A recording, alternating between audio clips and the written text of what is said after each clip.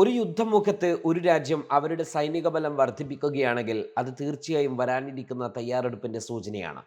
Russian ചെമ്പട ഇപ്പോൾ ലോകത്തിലെ രണ്ടാമത്തെ ഏറ്റവും വലിയ സൈനിക ശക്തിയാണ്. എന്നാൽ ഈ സൈനിക ബലം 15 ലക്ഷം സൈനികർ എന്ന രീതിയിലേക്ക് ഉയർത്തുവാനുള്ള പദ്ധതി മുന്നോട്ട് വച്ചിരിക്കുകയാണ് റഷ്യ. ഇതിനായി വിവിധ പദ്ധതികൾ തയ്യാറാക്കാൻ റഷ്യൻ പ്രസിഡന്റ് വ്ളാഡിമിർ പുടിൻ സൈന്യത്തിന് നിർദ്ദേശം നൽകിയിട്ടുണ്ട്.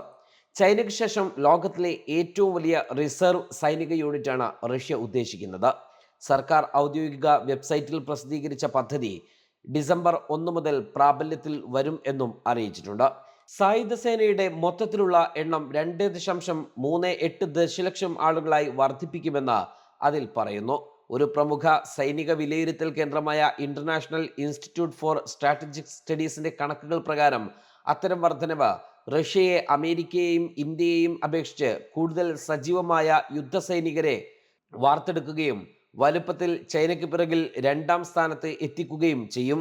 ഇതേ സൈനിക വിലയിരുത്തൽ കേന്ദ്രത്തിന്റെ കണക്കനുസരിച്ച് ചൈനയ്ക്ക് 2 ദശലക്ഷത്തിലധികം സജീവ ഡ്യൂട്ടി ഉദ്യോഗസ്ഥർ ഉണ്ട് എന്നാണ് പറയുന്നത്.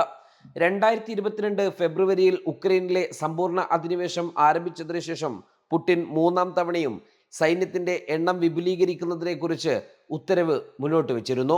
കൂടാതെ റഷ്യൻ സൈന്യം കിഴക്കൻ ഉക്രൈനിൽ മുന്നോട്ട് നീങ്ങുകയും ഉക്രൈനിയൻ സേനയെ റഷ്യയുടെ കോക്സ് മേഖലയിൽ നിന്ന് പുറത്താക്കാൻ പരിശ്രമിക്കുകയും ചെയ്യുന്നുണ്ട്.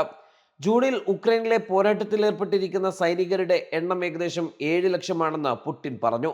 2022 അവസാനത്തിൽ ഉക്രൈനിന്റെ പ്രത്യാക്രമണത്തെ തുടർന്ന് 3 ലക്ഷം റിസർവ് സൈനികരെ തയ്യാറാക്കി നിർത്താനും പുടിൻ പറഞ്ഞിരുന്നു.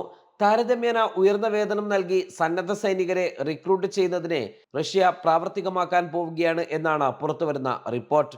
Carnegie Endowment for International Peace think ടാങ്കിലെ റഷ്യൻ മിലിറ്ററിയിലെ വിദഗ്ധനായ മാര മൊസ്ലിക്കോട്ട് റഷ്യയുടെ ഇത്തരം നീക്കത്തെ സംശയത്തോടെ ചോദ്യം ഉന്നയിക്കുന്നുമുണ്ട്.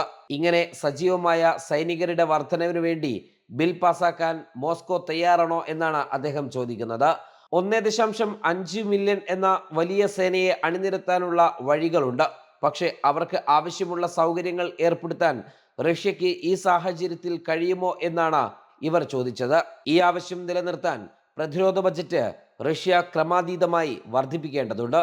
സൈന്യത്തെ പുനരുജ്ജീവിപ്പിക്കുവാനുള്ള റഷ്യയുടെ നീക്കത്തെക്കുറിച്ചുള്ള ഒരു റിപ്പോർട്ട് പുറത്തിറക്കിയ മസിക്കോട്ട് ഡ്രാഫ്റ്റ് വലിപ്പം വികസിപ്പിക്കുന്നതിനോ നിയമം മാറ്റുന്നതിനോ മോസ്കോക്ക് ജനപ്രീതിയില്ലാത്തതും ബുദ്ധിമുട്ടുള്ളതുമായ തീരുമാനമെടുക്കാൻ കഴിയുമെന്നും പറഞ്ഞു.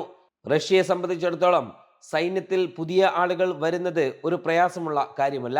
പക്ഷേ അവർക്ക് അതിനായി ഒരുക്കേണ്ട സൗകര്യങ്ങളെക്കുറിച്ചും പ്രതിരോധ ബജറ്റ് വർദ്ധിപ്പിക്കുന്നതിനെക്കുറിച്ചും റഷ്യ കൂടുതൽ പഠനങ്ങൾ നടത്തണം എന്നും അദ്ദേഹം പറയുന്നു. Waytonikah.com, the exclusive Muslim matrimonial site.